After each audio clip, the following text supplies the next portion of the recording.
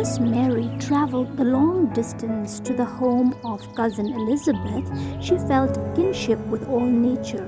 The sap rising in the twisting trunk of a sycamore tree was also in her blood.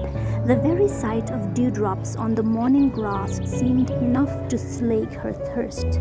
The warmth of the sun itself was stored within her being and shone from her as well as upon her from the sky, not a glisten in the eyes of a weeping child, but became a part of the love in her thoughts, and the singing of birds, the softness of winds, the good taste of milk, everything good and useful made a unity in her, a oneness, a celestial, unvarying sense of belonging. This was the way she had felt ever since the annunciation of the angel. These were her sensations, waking and sleeping. Her thoughts were simple and almost like the thoughts of someone else, ideas hatched on some distant star and only vaguely related to the present place and time. And this was so, even while thoughts of reality persisted. They were of Anna and Jehoiakim a little, and of Joseph a little more. How could she tell him? What could she say to him? Cousin Elizabeth must advise her. The image of Cousin Elizabeth was uppermost in her mind and sustained her through the 75-mile journey.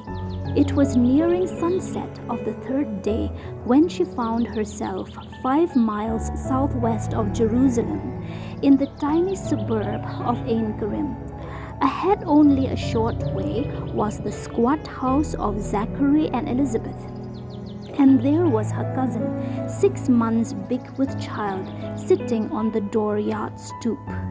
Now, Mary had come all the long distance to Elizabeth, not because she doubted the angel, but because she believed in him. Only for a moment during the shadowy interview had she questioned the message. There was never again a doubt in her mind. She had acted on the message with prompt faith. Yet even the trust of Mary was startled at the confirming greeting she received. "Hail Mary," cried Elizabeth happily. The elderly and pregnant woman did not seem at all astonished at seeing her young cousin. The stern face was flushed with pleasure as she got to her feet and waved both hands, and as Mary came nearer, she cried out, "Blessed are you among women."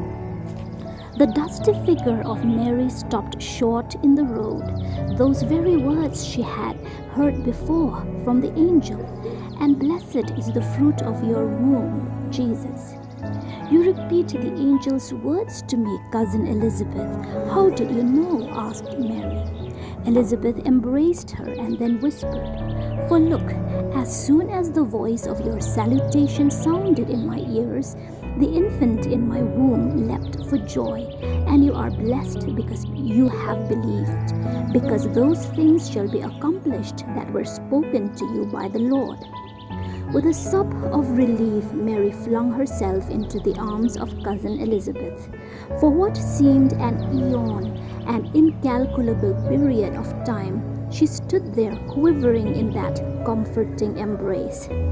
Then, speaking very softly, she uttered the words of her Magnificat, all unaware that the world would sing those words and pray them for thousands of years. But pouring them out for the first time in the consolation of her communion with Elizabeth, she said, "My soul doth magnify the Lord, and my spirit hath rejoiced in God my Saviour, because he hath regarded the humility of his handmaid. For behold, from henceforth all generations shall call me blessed. Because he that is mighty hath done great things to me, and holy is his name, and his mercy is from generation unto generation."